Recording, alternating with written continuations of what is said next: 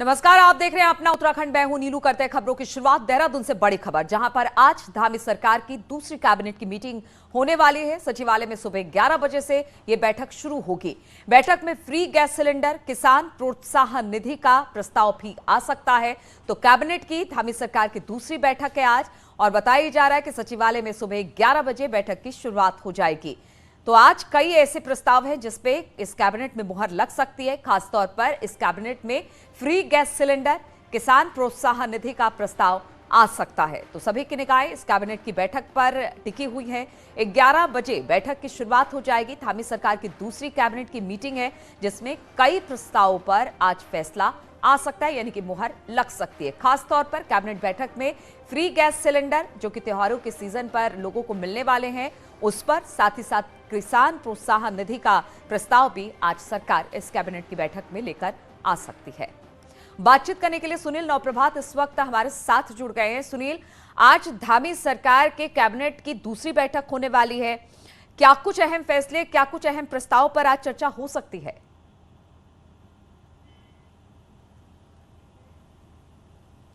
देखिए नीलू, जो महत्वपूर्ण प्रस्ताव है और जिस पर सभी की नज़र है वो है फ्री गैस सिलेंडर वाला। बीजेपी सरकार ने चुनाव में जाने से पहले अपना जो विजन डॉक्यूमेंट जारी किया था, उसमें ये प्रॉमिस किया था कि साल में जो गरीब परिवार हैं उनको साल में 3 गैस सिलेंडर फ्री दिए जाएंगे। तो आज उस पर कैबिनेट मुहर लगा सकती है। हालांकि जो पिछला बजट पास हुआ था, सरकार ने 18 करोड़ की व्यवस्था उसी बजट में कर दी थी, लेकिन चूंकि इसकी ड्राफ्टिंग नहीं हो पाई थी, प्रस्ताव नहीं आ पाया था और इसके बाद कोई कैबिनेट मीटिंग भी नहीं हो पाई थी, तो इसके चलते इस योजना को लागू नहीं किया जा सका। तो आज कैबिनेट में ये प्रस्ताव लाया जा सकता है और सरकार इस योजना को अमली जामा पहना सकती है, जिस पर पूरे प्रदेश भर की नजरें हैं, क्योंकि ये दूसरी कैबिनेट है शपथ लेने के बाद। इसके साथ साथ ही चारधाम यात्रा को लेकर भी विचार विमर्श हो सकता है। सरकार ये भी फैसला ले सकती है, जिस तरह से बड़ी संख्या में, लाखों की संख्या में श्रद्धालु उत्तराखंड की यात्रा पर आ रहे हैं, तो जो अलग अलग डिपार्टमेंट है, चाहे मैं फॉरेस्ट डिपार्टमेंट की बात करूँ या फिर पर्यटन डिपार्टमेंट की बात करें या लोक निर्माण विभाग की बात करें, तो इनके जो कर्मचारी हैं, खासकर फॉरेस्ट डिपार्टमेंट में फायर वॉचर्स जो बड़ी संख्या में हैं, जो स्टाफ बड़ी संख्या में है, उनको कुछ जिम्मेदारी सौंपी जा सकती है चारधाम यात्रा के मैनेजमेंट में। इसी तरह से कुछ एनजीओ का भी पार्टिसिपेशन इसमें किया जा सकता है। तो इन मसलों पर आज कैबिनेट विचार कर सकती है। इसके साथ साथ जिस तरह से केंद्र सरकार प्रधानमंत्री किसान सम्मान निधि देती है साल में 6,000 रुपये, राज्य सरकार ने यह प्रॉमिस किया था, बीजेपी ने यह प्रॉमिस किया था अपने विजन डॉक्यूमेंट में कि वो भी सीएम प्रोत्साहन निधि किसानों को देगी। ये एक ड्राफ्टिंग ये हुई है कि करीब राज्य सरकार साल में 2,000 रुपया एक प्रोत्साहन के रूप में किसानों को देगी। इस फाइल पर साइन भी हो चुके हैं। ये उम्मीद जताई जा रही है कि आज ये सुनील, हमने देखा कि जितनी बार कैबिनेट की बैठक होती है, जितनी बार कैबिनेट की मीटिंग होती है, कोशिश यही की जाती है, खासतौर पर घोषणा पत्र में जो वादे किए गए थे जनता से, उस पर खास तौर पर निगाहें होती है। आज भी अगर दो मुख्य बातें जो आप बता रहे हैं, एक तो किसानों को लेकर प्रोत्साहन राशि की बात हो रही है, दूसरा फ्री गैस सिलेंडर, ये सब बीजेपी के मैनिफेस्टो में था और धीरे धीरे कर अब एक एक कर सरकार इसे पूरा कर रही है।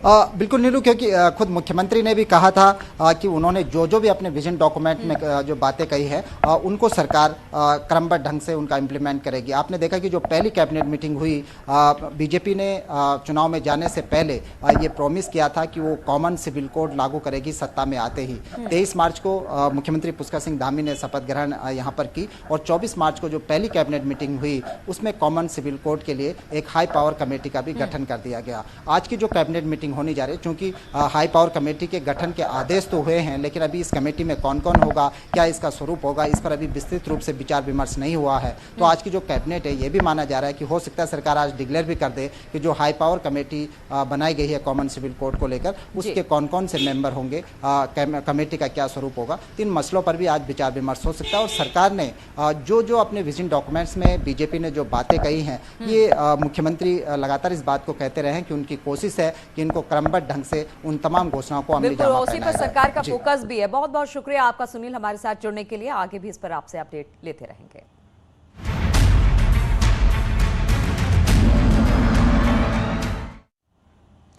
और चारधाम यात्रा को लेकर सीएम पुष्कर सिंह धामी गंभीर नजर आ रहे हैं। सीएम ने केदारनाथ और बद्रीनाथ की व्यवस्था देखने के लिए अपने 2 मंत्रियों को अब इसकी जिम्मेदारी सौंप दी है।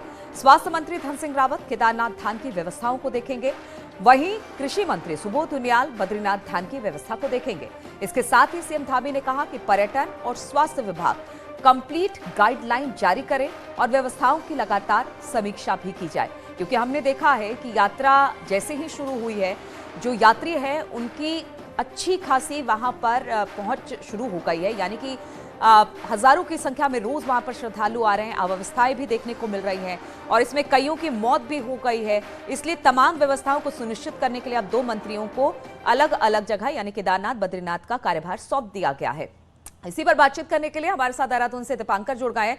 दीपांकर, हमने देखा कि 4 धाम की यात्रा जैसे ही शुरू हुई, यात्रियों की भारी तादाद वहां पर आनी शुरू हो गई है, पहुंचनी शुरू हो गई है। ऐसे में अव्यवस्थाओं का भी आलम देखने को मिला, कुछ लोगों की मौत भी हुई है, व्यवस्थाएं उस तरह की नहीं है। तो अब लगता है कि मुख्यमंत्री भी ये समझ गए हैं कि अगर व्यवस्थाओं को चाक चौबंद करना है तो पूरी तरह से यात्रियों को किसी तरह की कोई दिक्कत भी ना हो और स्थिति बिल्कुल सही हो और यात्रियों में ये हो कि अगर हम 4 धाम यात्रा के लिए जा रहे हैं तो व्यवस्थाएं पुख्ता हो। तो इसलिए 2 मंत्रियों की नियुक्ति इसको लेकर।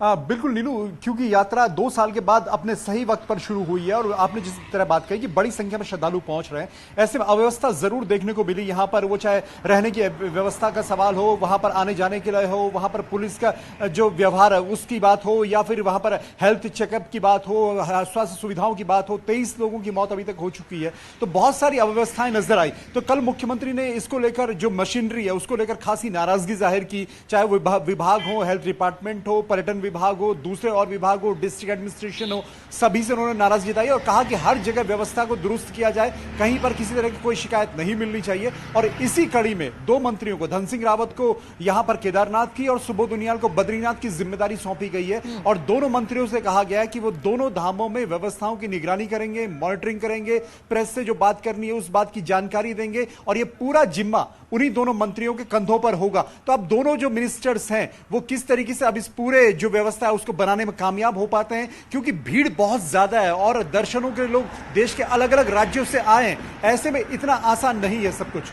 देखिए दीपांकर, ये तो पहले से तय था कि भीड़ बहुत ज्यादा होगी, क्योंकि पोर्टल पर रजिस्ट्रेशन भी हमने देखा था 4 धाम यात्रा से पहले शुरू हो गई थी। इस बात का अंदाजा प्रदेश सरकार को भी था, इसलिए कह रही थी कि व्यवस्थाएं दुरुस्त की जाएंगी। अब लगता है कि 2 मंत्रियों को जब इसका भार दे दिया गया, एक को केदारनाथ, एक को बद्रीनाथ, तो व्यवस्थाएं दुरुस्त होंगी, क्योंकि आमद बहुत ज्यादा है यात्रियों की। क्या इस पर भी कोई नियंत्रण की बात हो रही है क्या कि हाँ, लिमिटेड संख्या में यहां पर यात्री पहुंचे?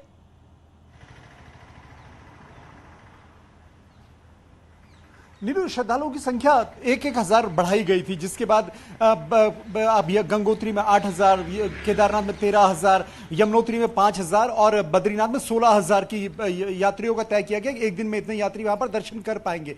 लेकिन जो दूसरे राज्यों से आने वाले यात्री हैं, जिनकी बुकिंग्स हैं, वो अगर अपने बुकिंग के स्लॉट के टाइम पे आते हैं, अगर उसको आप रास्ते में रोकेंगे तो वो दिक्कत एक अलग तरीके की है। फिर वो उतनी दूर से आया, दूसरे राज्य से आया, उसके लिए आपके पास ठीक है। चलिए दीपांकर, बहुत बहुत शुक्रिया आपका तमाम जानकारी देने के लिए। उस वक्त एक बड़ी खबर आ रही है, लखनऊ के सीबीआई कोर्ट पहुंच चुके हैं आजम खान। जी हां, सीतापुर में आज सुबह निकले थे, अब बताया जा रहा है कि लखनऊ के सीबीआई कोर्ट पहुंच चुके हैं आजम खान। ऋषभ इस पर और अधिक जानकारी के साथ जुड़ गए। ऋषभ, पहुंच चुके हैं कि आजम खान वहां पर कोर्ट में? कितने बजे पेशी है इनकी? देखिए, अभी अभी आजम खान इस वक्त स्पेशल सीबीआई कोर्ट में ले जाए जा चुके हैं। पुराना हाई कोर्ट है राजधानी लखनऊ में, जो उसमें ही सीबीआई की स्पेशल कोर्ट है, जहां पर आज आजम खान को पेश किया जाएगा। कुछ ही देर में वो अंदर ले जाए जा चुके हैं और जो हमें जानकारी मिल रही है उसके मुताबिक जल निगम भर्ती घोटाले में आज आजम खान पर आरोप तय किए जा चुके हैं, किए जा सकते हैं। और इससे पहले मैं आपको बता दूं कि 1300 पदों पर अखिलेश सरकार के दौरान जल निगम में भर्ती हुई थी, जिसमें तमाम टेक्निकल और नॉन टेक्निकल पद थे। उसकी जैसे ही योगी सरकार आई है, जांच करवाई है एसआईटी ने, जांच में तमाम गड़बड़ी पाई गई, जिसके बाद एसआईटी ने राजधानी लखनऊ के गोमती नगर थाने में एक एफआईआर दर्ज कराई थी धोखाधड़ी, जालसाजी, आपराधिक साजिश और आर्थिक अनियमितताओं की धाराओं में, जिसके बाद एसआईटी ने इस मामले में चार्जशीट भी दाखिल कर दी थी। आजम खान समेत 2 दर्जन इसमें आरोपी बनाए गए थे। आजम खान की गिरफ्तारी भी हुई थी। आजम खान इस मामले में वो जेल में भी थे। मार्च 2022 में 11 मार्च 2022 को आजम खान को इस मामले में जमानत मिल गई थी। लेकिन अब उसी मामले में आज जो जानकारी मिल रही है कि आजम खान के खिलाफ कोर्ट में आरोप तय किए जा सकते हैं। देखना यही होगा कि किन धाराओं में आरोप तय किए जाते हैं। जैसे ही ये चार्ज फ्रेम हो जाते हैं, मामला ट्रायल पे आ जाएगा, आजम खान की मुश्किलें फिर से बढ़ती हुई नजर आएंगी। आज कोर्ट के अंदर क्या डेवलपमेंट होते हैं ये देखना काफी इंपॉर्टेंट हो जाएगा। बिल्कुल ऋषभ, एक के बाद एक मामले, हालांकि एक तरफ से बेल मिलती जा रही है, दूसरी तरफ से धाराएं लगती जा रही हैं और एफआईआर दर्ज होता जा रहा है, मामलाएं एक के बाद एक खुलती चली जा रही है। आजम खान आज भी सीबीआई कोर्ट में, आपने बताया जिस जल निगम में जिस तरह का घोटाला हुआ उसको लेकर है। इधर दूसरी तरफ हमने देखा कि आज मायावती ने भी एक ट्वीट किया है, उन्होंने कहा कि रंजिशन ये सब प्रदेश सरकार की तरफ से किया जा रहा है, लेकिन मामला कोर्ट में है, सब जुडिस है, ऐसे में इस तरह के बयान भी अपने आप में मायने रखते हैं काफी।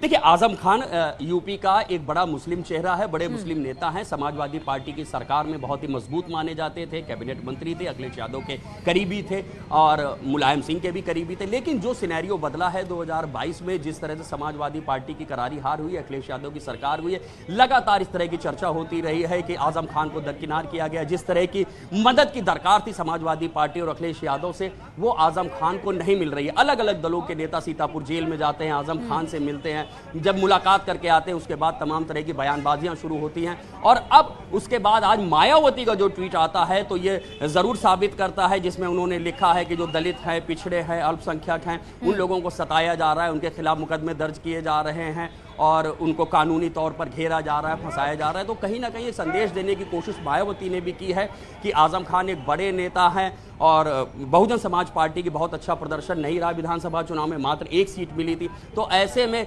आजम खान क्या समाजवादी पार्टी का दामन छोड़ सकते हैं, वो कहीं किसी और जा सकते हैं। तो ऐसी संभावनाओं को जगाते हुए ये मायावती का ट्वीट देखा जा रहा है, जो आजम खान को कहीं ना कहीं से फेवर करता हुआ दिखाई दे रहा है। अगर आजम खान समाजवादी पार्टी से अलग होते हैं तो उनके पास ऑप्शन क्या होगा? बहुजन समाज पार्टी है, कांग्रेस है, वो कहीं भी जा सकते हैं। चूंकि वो एक बड़ा मुस्लिम चेहरा है, मुस्लिम राजनीति में वो काफ़ी कद्दावर नेता माने जाते हैं, इस लिहाज से मायावती के इस ट्वीट को काफ़ी अहम देखा जा रहा है। तो वहीं 89 मुकदमे दर्ज हैं आजम खान के ऊपर, ज़्यादातर में सिर्फ एक मामला ऐसा बचा है जिसमें उनको नहीं, बाकी सब में ज़मानत मिल चुकी है।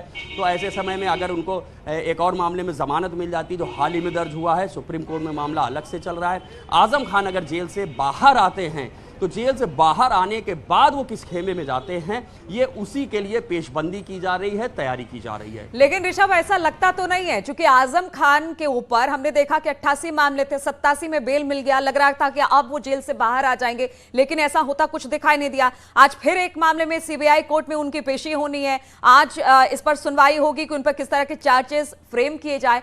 तो लगता नहीं है कि फिलहाल तो आजम खान को किसी तरह की कोई राहत मिलती दिखाई दे रही है।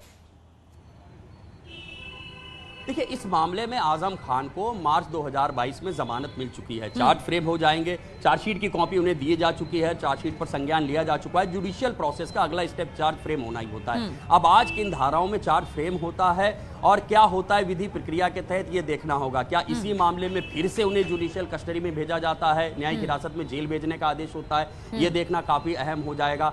या जो जुडिशियल प्रोसेस है कि इस मामले को ट्रायल पे लाया जाएगा और इसमें गवाही और सबूतों का जो दौर है वो शुरू हो जाएगा, तो उस वक्त क्या आजम खान को जेल में रखना जरूरी होगा, ये भी देखना होगा। तो ये बात सही है, बिल्कुल तमाम लोग इसको इस तरह से देख रहे हैं, इसकी व्याख्या ऐसे कर रहे हैं। जैसे मायावती का ट्वीट भी आया कि कहीं ऐसा तो नहीं है आजम खान को जो तमाम जो न्यायिक प्रक्रिया है उसके माध्यम से घेरने की कोशिश हो रही है, पुलिस की ओर से, सरकारी मशीनरी की ओर से घेरने की कोशिश हो रही है। लेकिन मैं क्लियर करना चाहूंगा, जुडिशियल प्रोसेस जो होती है वो अपने तरीके से ही काम करती है। जो न्याय के तमाम सिद्धांत हैं, आईपीसी सीआरपीसी की जो धाराएं हैं, उसके तहत ही काम किया जाता है। बिल्कुल, चलिए, तो आज की इस पेशी पर हम लोगों की नजर बनी रहेगी। आपके पास ऋषभ हम आएंगे और फिर से इस पर पूरा अपडेट लेंगे। फिलहाल बहुत बहुत शुक्रिया आपका हमारे साथ जुड़ने के लिए। और एक बार फिर से उत्तराखंड की खबरों की तरफ रुख करते हैं। चारधाम यात्रा में अब तक 23 श्रद्धालुओं की मौत हो चुकी है। कल 2 और श्रद्धालुओं की मौत हुई थी और एक श्रद्धालु की बद्रीनाथ धाम में, जबकि दूसरे की केदारनाथ धाम में मौत हुई। आपको यह भी बता दें कि चारधाम यात्रा के दौरान अभी तक जितने भी श्रद्धालुओं की मौत हुई है उन सभी की उम्र करीब 50 साल से ऊपर की बताई जा रही है।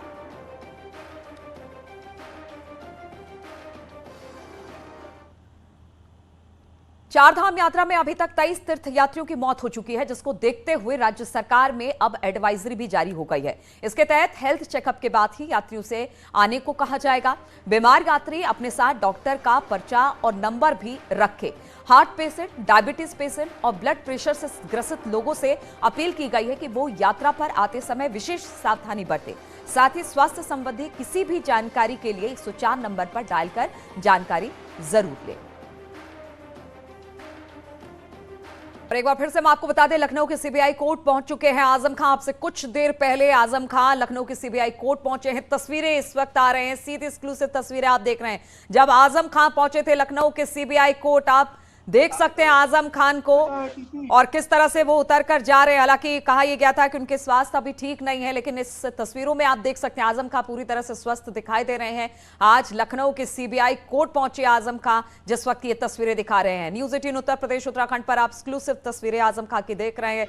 सीतापुर जेल में काफी दिनों से बंद हैं और आज जल निगम घोटाले में सीबीआई कोर्ट में उनकी पेशी होनी है। इसको लेकर सीतापुर जेल से सुबह वो निकले थे और अब से कुछ देर पहले वो लखनऊ के सीबीआई कोर्ट पहुंचे हैं, जहां की तस्वीरें इस वक्त हम आपको अपने टीवी स्क्रीन पर दिखा रहे हैं। तो आजम खान को आप देख सकते हैं कई मामलों में वांछित हैं। हालांकि करीब 88 ऐसे मामले हैं जिसमें से 87 में उनको बेल मिल चुकी है। आज इस पूरे मामले में एक बार फिर से जल निगम घोटाले में सुनवाई होनी है। हालांकि ऋषभ बता रहे थे कि इस मामले में पहले ही उन्हें बेल मिल चुकी है, लेकिन चार्जेस फ्रेम होने हैं, तो इस पर आज सुनवाई होगी। इसी पर बातचीत करने के लिए ऋषभ एक बार फिर से हमारे साथ जुड़ गए। ऋषभ, हम आजम खान को देख रहे हैं, बहुत सालों के बाद इस तरह से आजम खान कोर्ट परिसर में पहुंचे, मास्क भी उतारा है। बॉडी लैंग्वेज क्या कह रही थी आजम खान की? देखिए, अगर आप आजम खान की बॉडी लैंग्वेज देखेंगे तो वो बहुत पॉजिटिव नजर आ रही है। जिस तरह से सीतापुर जेल से निकलते वक्त उन्होंने अपना हाथ वेव किया था, पत्रकारों की ओर इशारा किया, तो उससे समझ में आ रहा था कि आजम खान काफी मजबूत अपने आप को महसूस कर रहे हैं। और आज जब सीबीआई कोर्ट के अंदर वो दाखिल हुए हैं यहाँ लखनऊ पुराना हाई कोर्ट परिसर में, उस वक्त भी जब वो अपनी गाड़ी से उतारे गए हैं, वो जिस कॉन्फिडेंस से वो चलते हुए गए हैं, उनकी जो बॉडी लैंग्वेज है, उनका चेहरा जो बयां कर रहा है, वो कहीं ना कहीं ये बात साबित करता है कि आजम खान अपने आप को मजबूत महसूस कर रहे हैं। सुप्रीम कोर्ट ने भी उनके मामले में जो टिप्पणी की है वो कहीं ना कहीं से उनको फेवर करती हुई दिखाई देती है कि उनके खिलाफ एक मामले में उनको जमानत मिलती है तो दूसरा मामला दर्ज हो जाता है। और जिस तरह से उनकी डिमांड बढ़ी है, जो पूरा पॉलिटिकल क्लास है, जिस तरह से आजम खान की डिमांड बढ़ी, वो काफी महत्वपूर्ण हो जाता है। 2022 के चुनाव में जैसा दिख रहा था कि मुस्लिम का एक बड़ा वर्ग जो है समाजवादी पार्टी को वोट करेगा और शायद उनकी वजह से समाजवादी पार्टी पावर में आ सकती है, लेकिन जब रिजल्ट आया तो ऐसा कुछ नहीं हुआ। योगी आदित्यनाथ की सरकार दोबारा बन गई और उसके बाद से ही लगातार इस बात की चर्चा होती रही जो पॉलिटिकल फील्ड है उसमें कि आजम खान को लेकर के जितना सॉफ्ट होना चाहिए था अखिलेश यादव को या समाजवादी पार्टी को, उस तरह से उनका पक्ष नहीं लिया जा रहा है। अलग अलग पॉलिटिकल पार्टीज के लोग समय समय पर आजम खान से मुलाकात करने सीतापुर जेल में गए हैं।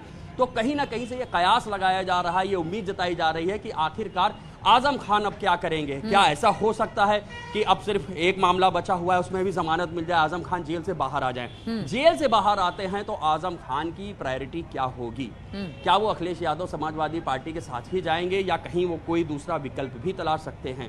कांग्रेस की ओर से प्रमोद कृष्णम एक सीनियर नेता हैं, उनसे मिल के आए हैं। मायावती का जो ट्वीट आया है वो कहीं ना कहीं से आजम खान का पक्ष लेता हुआ दिखाई दे रहा है। तो आजम खान के पास कई विकल्प हो सकते हैं। तो अगर जमानत मिल जाती है, एक जो मामला है उसमें भी, और आजम खान जमानत पर बाहर आ जाते हैं, तो आजम खान क्या कदम उठाते हैं, क्या पॉलिटिकल मूव लेते हैं, वो देखना बिल्कुल। और आजम खान पर डोरे डालने की कोशिश तो हर पार्टी, बिल्कुल हर एक पार्टी एक तरह से कह सकता है कि डोरे डालने की कोशिश ऋषभ कर रही है। तो क्या बीएसपी में भी जा सकते हैं आजम खान? क्योंकि आज मायावती का जो ट्वीट आया है, बड़ा सॉफ्ट कॉर्नर रखते हुए आजम खान को लेकर मायावती ने ये ट्वीट किया है। देखिए, इसमें कोई दो राय नहीं है। आजम खान उत्तर प्रदेश की जो मुस्लिम पॉलिटिक्स है उसका एक बड़ा चेहरा है। अखिलेश यादव की सरकार में कैबिनेट मंत्री थे, कद्दावर मजबूत मंत्री माने जाते थे, मुलायम सिंह के भी करीबी थे। तो अब एक जो वैक्यूम क्रिएट हो रहा है यहाँ पर एक बड़े मुस्लिम नेता के चेहरे को लेकर के, उस वैक्यूम को कौन फिलअप करता है? और अगर आजम खान उस वैक्यूम को फिलअप करते हैं तो क्या वो समाजवादी पार्टी के झंडे के तले ही उस वैक्यूम को फिलअप करेंगे या वो कोई दूसरा ऑप्शन भी तलाश सकते हैं? क्योंकि उनके तमाम समर्थक बीच बीच में इस तरह के बयान देते रहते हैं कि आजम खान साहब को जिस तरह का सपोर्ट मिलना चाहिए था समाजवादी पार्टी से, अखिलेश यादव से, उस तरह का सपोर्ट उनको नहीं मिला। कांग्रेस के नेता उनसे मिलने जाते हैं, तमाम अन्य दलों के नेता भी उनसे मिलने जाते हैं और समय समय पर इस बात की चर्चा चलती रहती है कि आजम खान किस तरफ जाएंगे। ऐसे कयास लगाए जाते हैं कि जमानत के बाद तो अब आजम खान जब अगर जेल से निकल जाएंगे, हर एक मामलों से बरी हो जाएंगे, ऋषभ, जमानत उनको मिल जाएगी, तो फिर आजम खान को हम देखेंगे कि कहां अगला उनका पड़ाव होने वाला है। क्या एसपी में अपने पुराने पड़ाव पर ही रुकते हैं या फिर किसी और पार्टी में चाहते? चलिए, इस पर नजर हमारी बनी रहेगी, आपसे भी बातचीत करते रहेंगे। रुकेंगे छोटे से ब्रेक के लिए, ब्रेक के बाद तुरंत हाजिर होंगे।